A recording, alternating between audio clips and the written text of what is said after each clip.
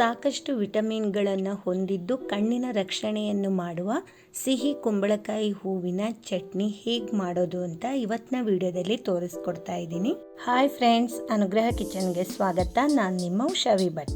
ನಾನಿಲ್ಲಿ ಒಂದಷ್ಟು ಹೂಗಳನ್ನು ಕೊಯ್ದು ಚೆನ್ನಾಗಿ ತೊಳೆದು ಇಟ್ಕೊಂಡಿದ್ದೀನಿ. ಹೂ ಕೊಯ್ಯುವಾಗ ಅಷ್ಟೇ, ಇದು ಮರಳು ಹೂ ಅಂತ ಹೇಳ್ತೀವಿ ನಾವು. ಯಾಕಂದರೆ ಹೂವಿನ ಕೆಳಭಾಗದಲ್ಲಿ ಕಾಯಿ ಇರೋದಿಲ್ಲ, ಹೂವಿನ ಕೆಳಭಾಗದಲ್ಲಿ ಕಾಯಿ ಇರುತ್ತೆ. ಕಾಯಿ ಇರುವಂತಹ ಹೂವನ್ನು ಕೊಯ್ಯೋದಿಲ್ಲ, ಯಾಕಂದರೆ ಮುಂದೆ ಅದುವೇ ಬೆಳೆದು ದೊಡ್ಡದಾಗಿ ನಮಗೆ ಸಿಗುವಂಥದ್ದು. ಈ ಥರ ಕಾಯಿ ಇಲ್ದಿರೋ ಹೂವನ್ನು ಕೊಯ್ದು ಚೆನ್ನಾಗಿ ತೊಳ್ಕೊಬೇಕು. ಯಾಕಂದರೆ ಹೂವಿನ ಒಳಭಾಗದಲ್ಲಿ ಹುಳಗಳಿರ್ತವೆ, ನೋಡಿಕೊಂಡು ಚೆನ್ನಾಗಿ ತೊಳೆದು ಆಮೇಲೆ ಈ ರೀತಿ ಹೂವನ್ನು ಬಿಡಿಸಿಟ್ಕೋಬೇಕು. ನಾನಿಲ್ಲಿ ಸುಮಾರು ಒಂದು 12 ಹೂವನ್ನು ಬಿಡಿಸಿಟ್ಕೊಂಡಿದ್ದೀನಿ.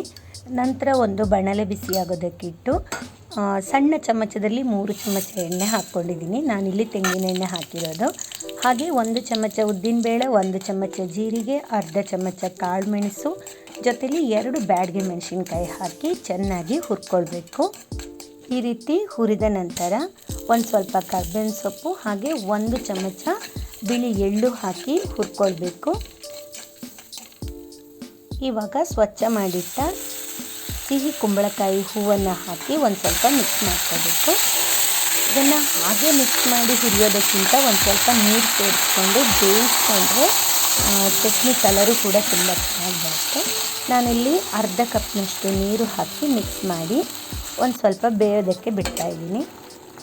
ಹೂವಾಗಿರೋದ್ರಿಂದ ತುಂಬ ಬೇಗನೆ ಬೆಂದ್ಬಿಡುತ್ತೆ.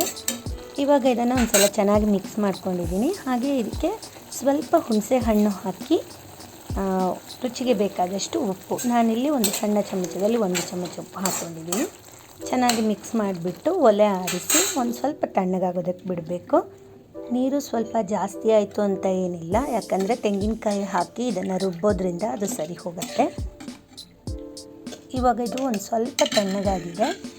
ನಾನು ತೆಂಗಿನಕಾಯಿ ಫ್ರಿಜ್ಜಲ್ಲಿಟ್ಟು ಸ್ವಲ್ಪ ತಣ್ಣಗಿರೋದ್ರಿಂದ ಈ ಬಿಸಿ ನೀರು ಅದಕ್ಕೆ ಹಾಕ್ಕೊಂಡ್ರೆ ಬೇಗ ನುಣ್ಣಗಾಗುತ್ತೆ. ಹಾಗಾಗಿ ನಾನು ಸ್ವಲ್ಪ ಬಿಸಿ ಇರುವಾಗಲೇ ಮಿಕ್ಸರ್ ಜಾರ್ಗೆ ಹಾಕ್ಕೊಂಡಿದ್ದೀನಿ.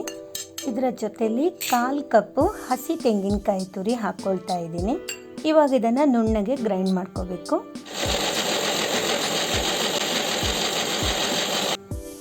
ಇವಾಗ ನುಣ್ಣಗೆ ರುಬ್ಬಿದ ಚಟ್ನಿಯನ್ನು ಒಂದು ಪಾತ್ರೆಗೆ ಹಾಕ್ಕೊಳ್ಬೇಕು. ಹಾಗೆ ಮಿಕ್ಸರ್ ಜಾರ್ಗೆ ಒಂದು ಸ್ವಲ್ಪ ನೀರು ಹಾಕಿ ಅದನ್ನು ಕೂಡ ಮಿಕ್ಸ್ ಮಾಡಿ ಸೇರಿಸ್ಕೊಳ್ಬೋದು. ಇವಾಗ ಒಂದು ತಡ್ಕ ಪ್ಯಾನ್ ಬಿಸಿಗಿಟ್ಟು ಅದಕ್ಕೆ ಸಣ್ಣ ಚಮಚದಲ್ಲಿ 2 ಚಮಚ ತೆಂಗಿನೆಣ್ಣೆ ಹಾಕ್ಕೊಂಡಿದ್ದೀನಿ.